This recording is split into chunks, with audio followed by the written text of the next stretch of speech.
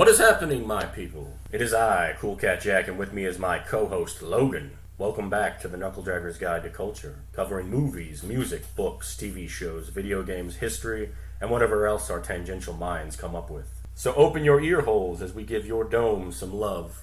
So we're back, baby. Hello. So, let's get our disclaimers out of the way. So first, this show is not for children. So, little Jimmy, I know Goblin Slayer's cool, but you can't watch it. You need to go away. You can't listen to our review. YouTube won't allow it. No, they get mad at us. They get real mad. They'll remove my thumbnail if and we don't want that. Oh, yeah. Second, we're not experts. We're going to get things wrong. If we get things wrong, let us know. 3, like us, subscribe to us, comment on us, whatever form you're on. We're already on BitChute under Knuckledragger's Guide to Culture. We're under Cool Cat Jack on YouTube. I am actually looking into getting on Spotify and probably Pandora. I should have done this a long time ago. And I'm actually debating whether to get a Twitter. And I guess 4, just a quick disclaimer. We are going to be dealing with, a show that deals with some stuff that, may make you uncomfortable. I don't normally make disclaimers like that because, I think adults can handle adult topics. But this one in particular is going to deal with some pretty heavy shit. So if you're uncomfortable with conversations about sexual assault, this might be an episode you might want to skip. That out of the way, it's time for us to review Goblin Slayer. Oh, also, spoiler warning. Oh yeah, spoiler warning too. I always forget to do that. Goblin Slayer is a TV show. We're looking at just the TV show, by the way. We're not going to be looking at the movie. We may do the movie at some point, but yeah. I liked it, but yeah, I haven't seen it, so I have no idea. I've only seen the TV show. This is the second time I've seen it.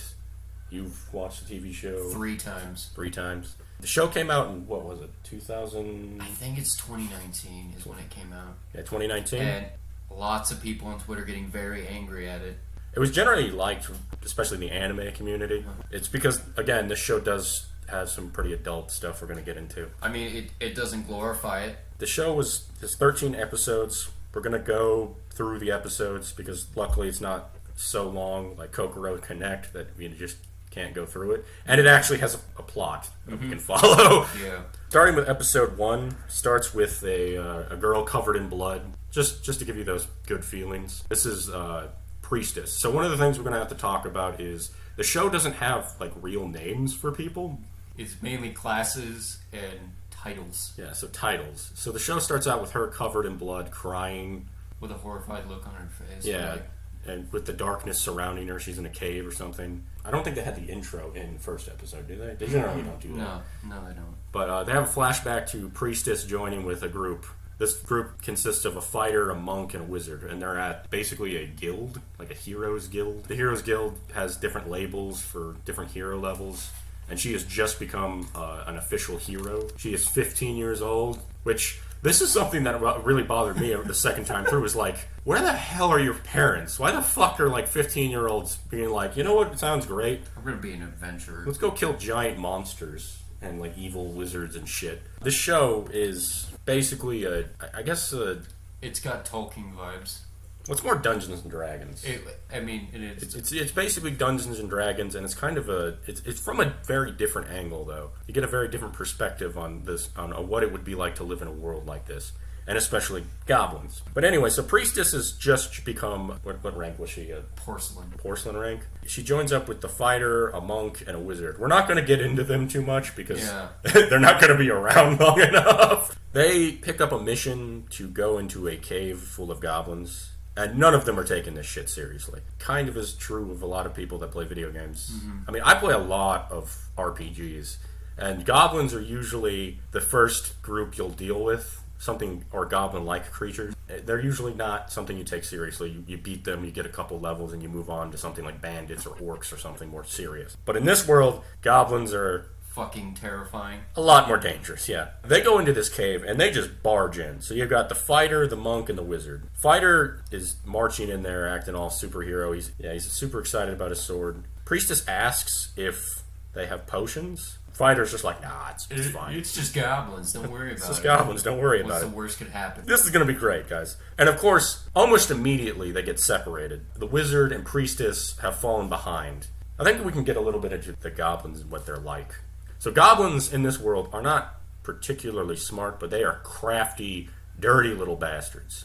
they learn really quickly. And the thing to keep in mind, too, is the reason goblins are the threat is just underappreciated is because often the goblins that you run into are basically children. Goblins, their death toll rate is insane. Most goblins don't live long enough to get big. You actually see the ones that live long enough become really big and really dangerous. I mean, like I said, they are dirty little bastards. They use ambush tactics, they use poison, they set up traps. That's what actually happens to the wizard. So, priestess and wizard are, turned around and a goblin shows up. And at first, things are going great. The wizard sets them on fire, and it seems like they're going to win. The wizard's like, see, I told you. And then a couple goblins come out of the dark. They grab her staff, and one of them just straight up stabs her with a poison knife. And she starts screaming. The fighter and the monk hear them screaming and come running back. Fighter, thinking he's going to be the hero, runs up to the mob and basically tells the monk and the priestess to take the wizard and run. He starts fighting, and at first, again, he's doing well, but unfortunately for him, he's got too big of a sword and closed in space. Yeah, this is another thing about the goblins. Their tunnels are usually very small, because they're small. They also don't use a lot of lighting systems. This is the reason they're so good at ambushing people is because they have night vision. They don't need light, but adventurers do. And they know that they use lights to actually see. Their caves are labyrinths. They're very good at hiding their caves, and if you don't know how their caves work, you can easily just lose track of where you're at. And again, a lot of young adventurers just barge in. Fighter stabs one of them, and he gets stabbed in the leg, and then all of a sudden, there's 3 or 4 more of them showing up, and he lifts his sword and he hits the top of the cave, and these bastards mop his ass. They jump on him and they start beating him with clubs, they stab him. I mean, they get him on the ground, they start chopping him into pieces. Yeah, it's fucking brutal. At this point, the monk decides to go back to help him, which is not a good move. Oh, no. As she's starting to fight some of them to get them off of him, that's when they run into one of the big boys. So the big boys are older goblins. They're called hobgoblins. Basically, you have young goblins, hobgoblins, goblin champions, and then goblin lords. Goblin lords. Oh, goblin shamans as well. So goblin shamans are basically magic users, and you'll run into all the kinds as the show goes on. This is when we get to learn about how goblins procreate. There ain't no females. You do the math. Yeah, no, we're going to talk about it. God. This is where the biggest controversy with the show came in, because goblins do not have females. They will take females from other species, and they will basically breed them. They don't just breed them, they torture them while they're breeding them, too. Yeah. So, and goblins can breed very quickly. This is what makes them so dangerous. Heroes, you don't hear about the ones that die, and then the ones that go in and, come out, they feel like, we go in there, we killed a few of them, and we did what we're supposed to do. And the rest of the goblins are also cowards. They're willing to let a few of themselves die so they can hide away. They don't fight on even grounds. They will only go into a fight if they think they have an advantage. A bunch of goblins pin down the monk and start ripping off her clothes, and she tells Priestess to run. She grabs the wizard, and she's running through the dark. Unfortunately, she trips, and she gets surrounded by goblins. And it looks like things are about to go pretty bad for Priestess until our hero shows up.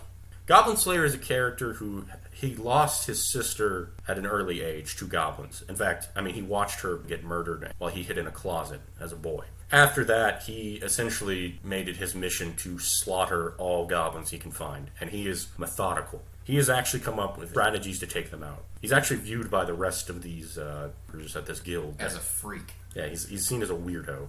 He only fights goblins. That's weird, and goblins aren't even that big of a deal. Goblin Slayer knows that they're dangerous. He's like the dirty jobs of fantasy characters. Yeah. We can also get into Priestess a little bit, because she's going to be around for the ride. She actually joins up with him. Goblin Slayer, at this point, slaughters the goblins, and he goes in, and he kills all of them. He starts telling her about the way that they navigate the tunnels. He gives her a potion to cure her poison. The one thing about Goblin Slayer is he is always prepared. This guy does not leave anything to chance. He's wearing full plate mail. He will cover himself in blood, and he actually has the Priestess do the same thing, because he knows that goblins also track by scent. He will use short swords because he knows that in caves, longer weapons generally don't work. And he doesn't put much value on weapons because he knows that they can get covered in blood or break. So he'll use the weapons goblins have. And again, he uses the same strategies as goblins. In fact, a very pointed thing that he says is that he considers himself basically the goblin to goblins. Their boogeyman. And he's badass, dude. He's terrifying. Also, there's this super sweet power metal that starts playing every time he starts killing goblins. He kills Big Boy. They put up this rope trap, Goblin Slayer throws a torch into the tunnel and has the priestess cast a spell that causes like brightness or something. Yeah. And they jump over this rope. Big boy comes running in, he falls down, and Goblin Slayer just stabs him. He gets him covered in oil too, and then he rolls him down a hill and Sets his ass on fire. So this is where the show gets to the kind of final scenes, and we actually learn some other darker things about Goblin Slayer. They end up in their nest. So we find a bunch of women, basically, that have been tortured. We find the monk girl, who has also been tortured. And Goblin Slayer kills the goblins in there and frees them. And he actually finds a secret room in the back. And this is where Priestess has her first moment. And I actually want to point this out for these two characters, because there's going to be a very pointed moment of change for both of these characters by the end of the series. So Goblin Slayer is a loner. He doesn't really rely on anybody. He's basically completely interested in only slaying goblins.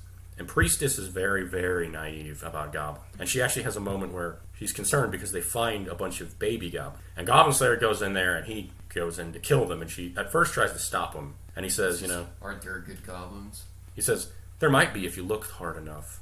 But the amount of work I'd have to do to find one, the amount of people that could be hurt if I take that risk isn't worth it. But the society that they live in, someone like that wouldn't live long enough to be able to make any change, and they would be basically forced to become a monster or they would die. The episode ends with the survivors of this nest being hauled off to a wagon. This is where we get into, again, one of the issues and why goblins survive is because the survivors won't talk about it because of, what they went through. So that's episode 1.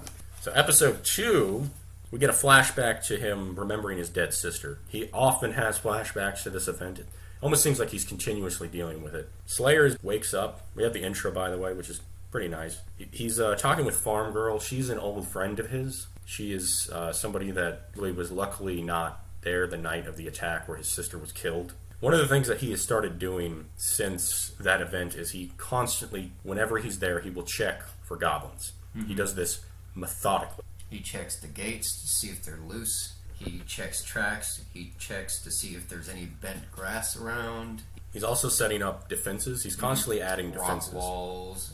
This will actually come up later on. Something else that we kind of learn that the show does is that we rarely, if ever, we never see his full face, and he's almost always wearing his helmet. It's a story choice basically to show that he has basically shelled himself up from people. Because again, he doesn't show a lot of emotion. Stoic is the best way to describe this guy. He ends up going back to the guild to check for goblin missions. Because again, that's all he'll do. This is where we find out people that they think he's crazy. Priestess decides to join him. She thinks that she could help him. Him being a very strategic individual decides that she could actually help him kill more goblins more effectively. Which is what he ultimately wants. That's kind of how episode 2 ends. He goes back to the farm and he's doing the same thing. We also learned that Farm Girl's uncle thinks he's kind of crazy. He lets him stay because he pays. He pays money, and he knows that she's relatively safe around him. And I think that he sort of represents what the common farmer would probably think of someone like Goblin Slayer. Adventurers think he's crazy because all they care about is money and glory because they're a bunch of self-centered pricks. And a lot of farmers, I think the farmers that deal with goblins more would probably appreciate him, but the ones that don't have to deal with it probably view him as kind of a nutcase. Goblin Slayer is a story about a man who deals with a problem people don't want to deal with. So anyway, so we move on to episode 3. It kind of starts with the gods rolling the dice. We get into a little bit of mythology in this world. The idea is that the gods created this world for their entertainment. It's kind of referencing D&D. So it shows them rolling dice, and then eventually I guess the gods disappeared. Then the intro happens. At this point, Slayer ends up meeting the high elf, the dwarf, and the lizard man. They are going to join him on a mission because they've been sent by their races to help deal with a horde nearby. At first, they also think he's kind of crazy and a bit of a jerk, because again, he's somebody that doesn't really talk to people much. It's usually like one-word sentences, and especially if it doesn't involve goblins. That's the one thing he's actually eloquent about. He also come up with strategies, and unless people will directly ask him what his thought process is, he won't tell you. At least, especially at first, especially in the early episodes. He really won't tell people what he's thinking unless they directly ask. Priestess chick shows up again. He's been testing her and giving her different trivia about goblins. It's implied they've been kind of working together a little bit. Also, kind of, he's taking her under his wing. Yeah, she's become like an apprentice. At this point, we kind of meet another wizard who's there are silver ranked adventurers. This is the main reason why everyone thinks Goblin Slayer's crazy. Because he's also a silver rank and he only does goblin missions. Silver rank is basically the second highest you can be. The only thing, the number one is platinum, which basically has only happened, I think they said 10 times. This only happens if you like slay the Demon Lord. The Demon Lord, by the way, is kind of a side thing going on.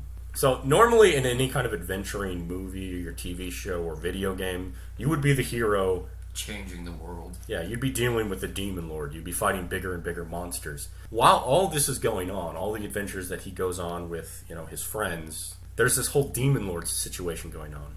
You get it bits and pieces ever so often, but mostly it's just the man that holds down the fort and keeps the world safe in his own way, kind of thing. Yeah, so like I was saying with Dirty Jobs, Goblin Slayer is the guy that deals with the less sexy things.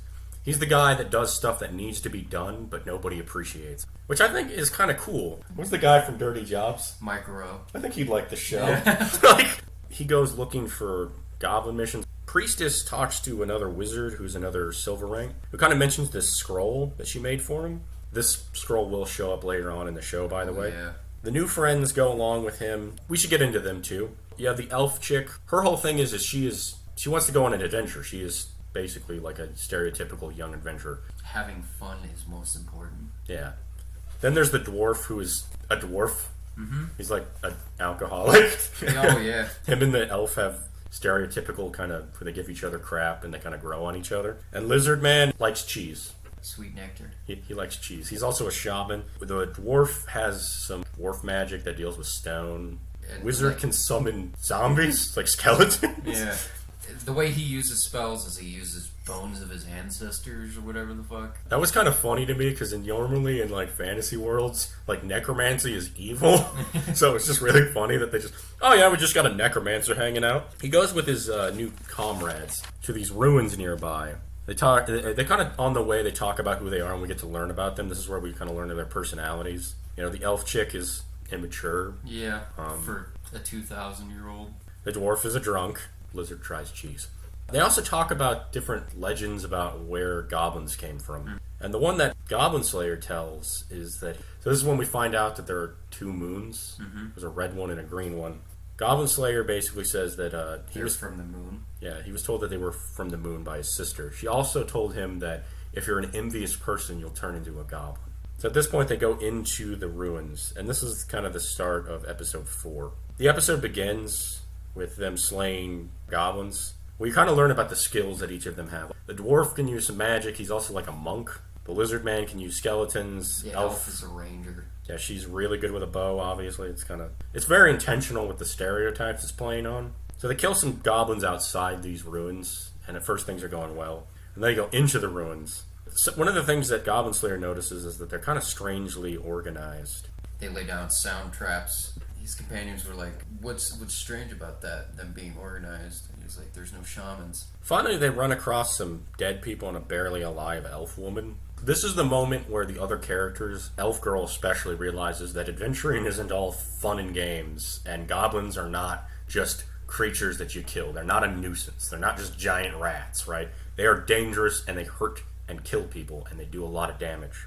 They kind of run across a really big group of goblins, which will happen a lot. So they come up with a strategy. The dwarf uses a sleep spell while the priestess uses a silence spell so that they can't call for help. And they go in there and they just start slaughtering the goblins. And at first things are going really, really good.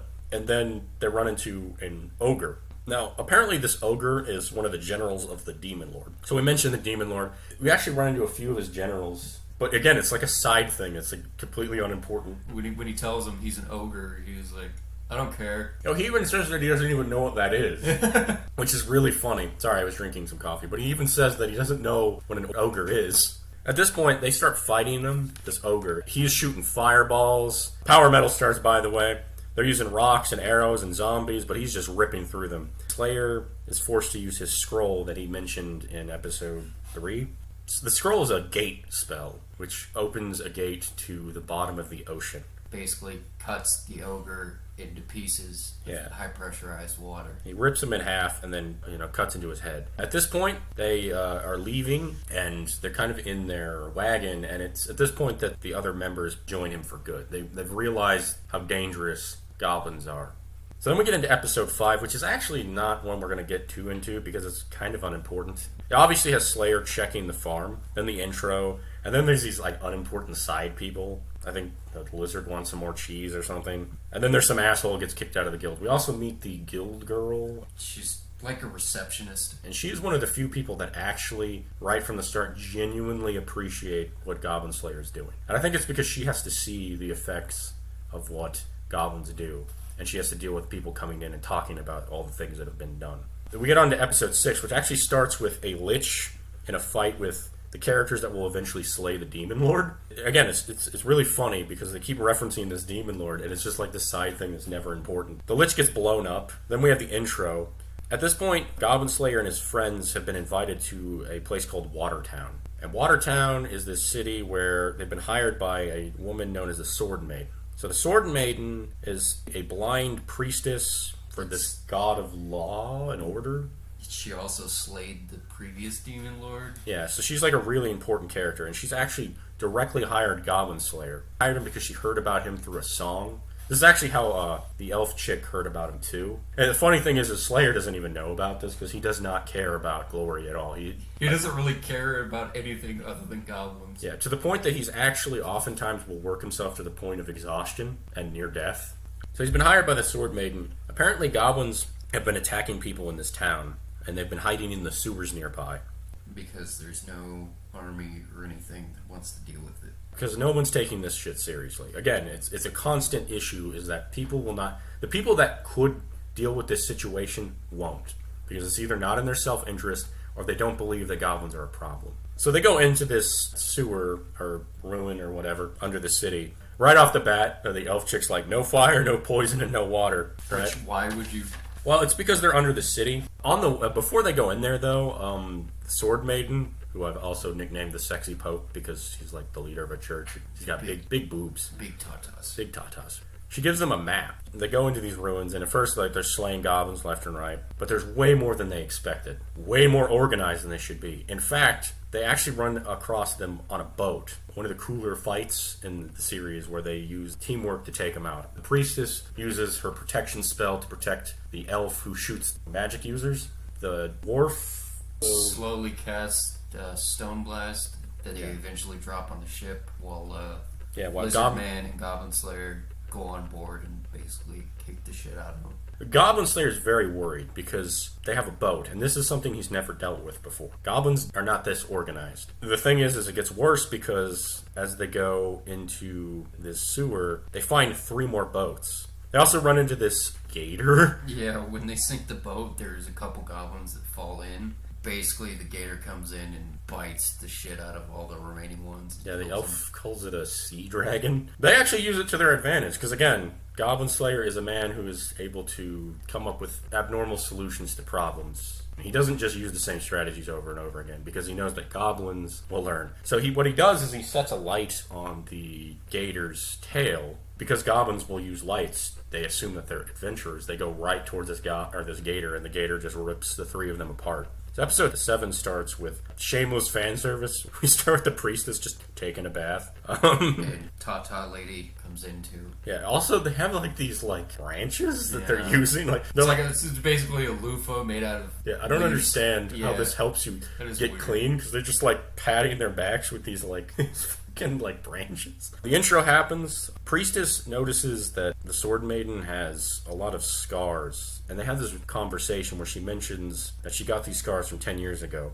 And they have a very odd conversation where she basically says, what are you going to do when Goblin Slayer is not there to save you? So this is when you kind of get an idea that there may be something going on with the Sword Maiden. We pan over to the Slayers at the nearby guild, and he's noticed that there are no giant rat quests. At first, everyone's like, well, why is that an issue? And he goes, oh, because that means there could be more goblins, because they eat rats. What he ends up doing is they go back into these sewers, and he's brought a bird along to check for gas, because goblins will use poison gas. What he wants to do is go further into the ruins and take out their leader, because he assumes that there's some leader, because goblins are not this organized on their own. In this crypt, where they kind of explore it for a little bit, and they kind of learn a little bit more about the history of the world. Goblin Slayer is not interested in that. And this is where they actually walk into the first time things kind of go to shit. Walk into this room with a trap door, and it locks behind them. Bird starts letting them know that gas is coming. There's also this, what looks like a woman chained up, and they rush in there to go help her, and it turns out she's a skeleton with like her hair comes away. So what ends up happening is that the bird starts chirping, which means that gas is coming, and Goblin Slayer explains that they're going to use the gas to weaken them. It probably wouldn't kill them, but then they'll be able to basically torture them and beat them to death. But luckily, Goblin Slayer is prepared for this eventuality. He got, what is it, lime and... Quick. Yeah, he basically got ingredients for... Cement. The dwarf basically uses weathering so it hardens. They seal up all the holes, and they have some masks that they put on. With charcoal to cover their faces from the gas. Block up the gas and the backs up on them. Goblin Slayer assumes that it probably killed a few of them and at least weakened them. They put this big heavy thing in front of the door, and they prepare themselves. And what ends up happening is the goblins start kicking in the door, and they start killing them as they're kicking the door in. The door gets kicked in by... I call him Big Boy. He's the first goblin champion we run into. He's not to be taken lightly. They come in with a shit ton of goblins. Apparently, both goblin lords and goblin champions have strength equivalent to platinum Or silver like heroes. At first, things are going okay for them, but then Goblin Slayer goes up to try to deal with this goblin champion, and he knocks him like 30 feet across the room. Into a coffin. Goblin Slayer gets knocked out, and at this point, the priestess had been using some kind of protection spell to keep back the goblins, but it fails because she freaks out. You know, she freaks out when Goblin Slayer... She thinks he's dead. Big Boy starts running towards the priestess. The lizard man is fighting off goblins that are around him. The elf has actually been swarmed by a bunch of goblins, and Dwarf is trying to fight them off of her. That's when Big Boy picks up Priestess and bites into her, and then we get to see Slayer is kind of having a Nom flashback. He starts hearing the voice of his mentor, who basically tells him that, you know, he was a coward to let his sister die, and, you know, if he's going to kill goblins... You have to take action. And this is when we have power metal moment and one of the most badass scenes. He lifts himself up, sneaks up on one of the goblins that are kind of watching this happen, and he gets behind the goblin champion, grabs the hair from this dead woman, starts choking him out. It's badass. And he's like hanging on to his neck. And they actually reference the dice rolling. So it's like kind of referencing that sometimes luck is necessary. And the music's playing, and it's really cool because he's like the goblin champion's like smashing in the goblins around him. And he says something along the lines of, "Take a look." And then he basically fucking tears out one of his eyes. Yeah, he basically punches into this goblin champion's eye and rips it the fuck out and throws it. And Goblin Champion runs away like a little bitch. And all the other goblins are like watching him, and he's like barely holding on. And he's like, who's fucking next? Yeah. One of the things that they'll do a lot in the show is they will show the way the goblins kind of see him. They see him as this like silhouette of armor and with these blazing red eyes. At this point, all the goblins run away, and he's like stabbing the goblins around him. He goes to check on the priestess who's injured. Luckily, they were able to heal her. At first, you know, he's like, "Are you okay?" And she's like, "Yeah, I'm okay. I'm sorry." You know, he's like, "It's fine." Yeah, he passes out. Then there's just like this weird thing where we're seeing things through the eyes of this bird. Yeah, there's like this really sad, almost funeral music playing, but this scene is like so long. It's like 2 minutes, and you're like, okay. So this is how episode 7 ends. So we get into episode 8, which starts off right off with the intro, and we see Slayer as a boy meeting his master, who is a complete prick and also looks like a naked mole rat. I don't know what he is. I thought he was a goblin at first, which actually would have been a great plot twist, but it's not true. They also make a Hobbit reference. So when he meets this guy, you know, it's basically like, you let your sister die because you're a stinking coward, and I don't need an apprentice like you. If you want to be my apprentice, you have to prove yourself worthy. And he has this like weird riddle match with him. Obviously directly a Hobbit reference. He even has similar riddles. He even asks him directly, you know, "What's in my pocket?" Which is a reference to The Hobbit. There's that riddle match between Smeagol and Bilbo, and one of the things that he asks him is, you know, "What's in my pocket?" And that's basically what saves him from getting eaten by Smeagol. We flash back to the present time, and Slayer wakes up next to Priestess, naked, because of a healing ritual. Resurrection. Which, I mean, really, guys? Sword Maiden walks in while she's asleep and tells Slayer that she couldn't do the ritual because she's not pure. This is when we find out that she was actually attacked by goblins. And that's why she's blind. that burned her eyes, and she kind of leaves the room, and then Priestess wakes up, gets super embarrassed because, she's naked next to Goblin Slayer. All their friends show up, so Lizard, Elf, and Dwarf go out to scout the sewers again, and Slayer and Priestess go to get their armor and stuff repaired. Yeah, a fucking scene where he's like going to get his armor repaired. He's in regular clothes, but he doesn't take off the helmet. Yeah, so he keeps the helmet on while he's in normal clothes, which is kind of funny. At this point, some more of the heroes from the guild he's from show up and give him a bag full of, what was it, like flour. Really, because it's established in earlier that the flour there where they're at is too coarse, so he has to get extra fine flour from where his town is. I forget exactly what he wanted to do with it. With the flour? Yeah. He wanted to use it as an improvised explosive device. Apparently this flour also is not fine enough. But it ends up working out for him because the elf, the dwarf, and the lizard come back. They go back into the ruins, and apparently there's an evil eye or a beholder. It's basically a beholder. If you guys don't know Dungeons & Dragons, basically this thing is something that could melt you with its eye beams it has.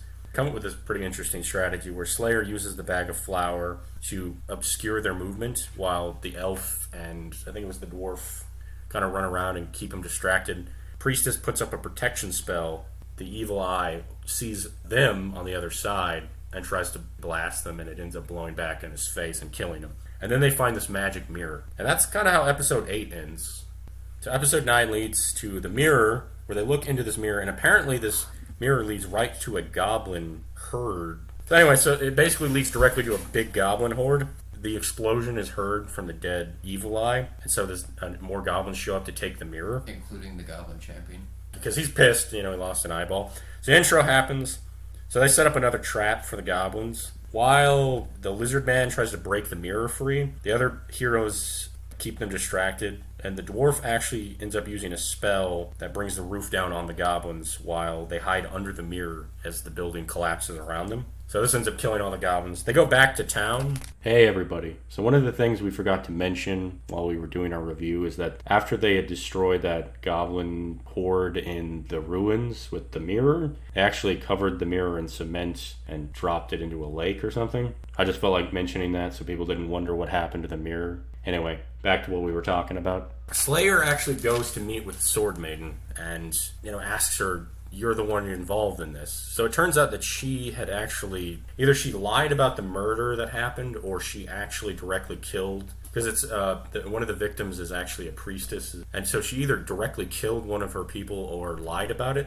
She knew about the goblins under the city, but she couldn't deal with them because she's afraid of goblins. And she doesn't want to tell people about what happened because, she's like the leader of the city and she has to be the strong, stoic figure, right? But she's terrified of goblins because of what happened to her. They were getting bigger and bigger. They were more and more organized. It turns out these goblins were actually the remnants from one of the demon lord's armies. Because she can't deal with them, she was afraid that they basically would get big enough to attack the city and kill a bunch of people, and they would become an even bigger problem. Goblin Slayer doesn't care because she asks if he's going to expose her, and he basically says no because he doesn't care because she's not a goblin. And this is when she has probably one of the heaviest scenes in the show where she breaks down. She says, can you save me from the goblins? And he goes, you can call me anytime you have goblins and I'll deal with them. And she has a very interesting moment where she asks if he can deal with the ones in her dreams. And he says, I'm the Goblin Slayer. Yeah, I'll be there to kill them. And this is actually kind of shows a softer side of Goblin Slayer. It creeps in the show a little bit here and there. I mean, he does have an attachment to his childhood friend. Throughout the show, although he has a hard time connecting with people and understanding what he's doing, because he spent so much time alone, he is empathetic towards people. So after this ends up happening, they end up going back home. Episode 10 starts with the intro, and then they have a flashback to him having an argument with Farm Girl because she's going to town and he can't come along and he's super upset about that. And his sister is kind of walking away with him as she tells him, if you're envious, you become a goblin. And what she ends up doing is when they get home, she makes some food for him, like his favorite food, to make him feel better. And he mentions that after what happened to his sister, he never ate that again. He also doesn't remember what it tastes like. So we have flash forward. Goblin Slayer is checking for goblins. Apparently the Demon Lord is also dead. This gets mentioned in the city when he goes to help Farm Girl get to the city because she needs to go get some stuff, and he also needs to get his armor fixed. Again, the Demon Lord is just loosely referenced. Slayer runs into the priestess, and the rest of his buddies show up. The Farm Girl is there, and they have food. And this is one of the first times we see that he actually has made friends. The Slayer and farm girls start to go home after they have food with their friends. She's actually really happy that he's made friends too, because she's always been worried about him. He gets a letter from the Sword Maiden actually, and she thanks him for helping her deal with her problem, and says that she actually has been sleeping better. The elf and the dwarf kind of have a drinking contest. Well, anyway, so they have a drinking contest, and what ends up happening is Goblin Slayer is helping Farm Girl go home, and he finds evidence of a giant goblin horde, the biggest that he's ever had to deal with. This is when episode 10 ends. So episode 11 begins with the intro. Slayer goes directly to Farm Girl and says, "You need to leave. It's a horde, and it's too big for him to deal with. He could kill them all if they were in a cave, but this is out in the open, and he would not be able to deal with them." She says she's not going to run. Slayer tries to convince her that if they catch you, they're going to do terrible things to you. And she basically says she won't leave. This is her home. And she doesn't want to lose everything again. At this point, Goblin Slayer decides he's going to go get help from the guild, because it's the only hope he has. So he goes to get help from the guild. And at first, these fucking assholes are like, "Oh, what's in it for me?" Yeah, they start laughing at him like, "Oh, Goblin Slayer can't slay goblins." And then he approaches the silver ranked guy. And that's where it all starts. I mean, he's like, "What can you offer me?" "Everything. My knowledge, my life, my possessions." Death Girl shows up. Again, we've mentioned this chick before. She actually goes to her boss to get him to set up a reward so a bunch of people will help. So finally everyone agrees to help once the silver rank agrees to help, and also with the money incentive. So we go back to the village. This horde is gigantic. You have all the adventurers around this village. The goblins show up, and they're using women as shields. The spellcasters within the group. Interesting thing to note is throughout this entire battle, and there's a reason for this, you don't actually see Goblin Slayer. So what the wizards do is they put all the goblins to sleep, and this gives them a chance to get in there and save the women. Archers start taking out the spellcasters, as they save the women, and then the fighters start attacking. And then this is when wolf riders show up. So apparently, according to Goblin Slayer, wolf riders show up when the horde is big enough. They all retreat, and they set up a spear wall. I'm going to be honest with you, it's actually pretty fucking cool. Yeah, it's the best fight in the show. They also cast a reflect missile in the area so the archers can't get them. They basically use a plan that Goblin Slayer came up with too, and it's not even fair. This horde is led by a Goblin Lord, which is the highest rank of goblins. Goblin Lord, who's pissed off, sends in his big boys, the champions. The veterans say all the rookies need to leave. The Lord has actually run away while this fight's going on.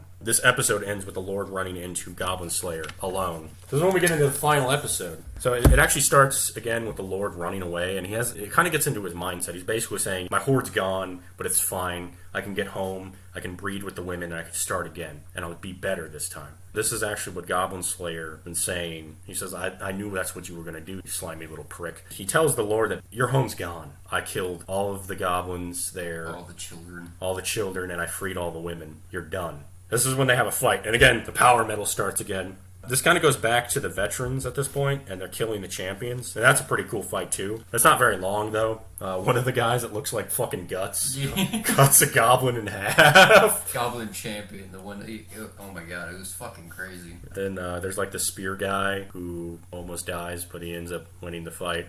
So it goes back to Slayer, and the Lord and him are having a fight. It's kind of back and forth. Goblin Slayer's sword breaks in his leg or something. Goblin Lord breaks Goblin Slayer's shield. The Goblin Lord is actually standing over Slayer and is basically stomping on his helmet. And this is when I should have mentioned earlier that Priestess hadn't been seen at all. And what she ends up doing is she actually ends up saving his ass by setting up protection spells. She uses two of them to basically sandwich him in between so he can't even move. And this is where we kind of see the moment of major growth for Priestess, because what the Goblin Lord tries to do is trick her with tears. And he says, "I won't do it again." So we actually kind of see into the past of the Lord. He's actually used this strategy before. He'll use the empathy of young adventurers, particularly women, to kind of make them turn their back, clubs them on the head. We see him as a baby pretending to be all like tear-filled and shaking, and then as soon as this female adventurer turned around, he clubbed her on the head and killed her, and it shows him helping a bunch of other goblins ravage a bunch of women.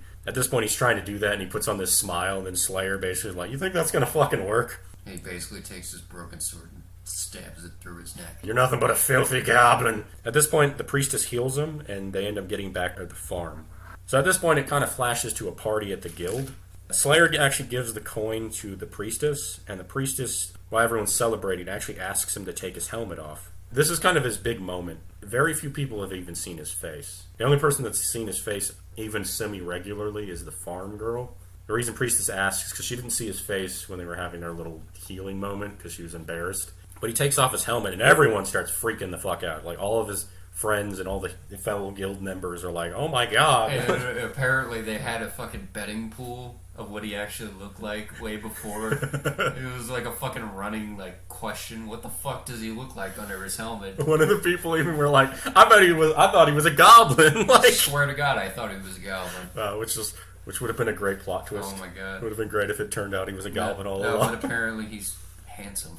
This is an interesting show. It works with very little. Normally, with shows like this, the monsters you'd be fighting would be getting bigger and more dangerous. And although it does have a few monsters that show up, it works with what it has with the goblins. And it makes goblins scary, which goblins used to be scary, especially in mythology. I mean, they were like these terrifying monsters that would like steal your children and eat your chickens and shit. What was the Andrew Wood thing where he was talking about how scary slimes are, too?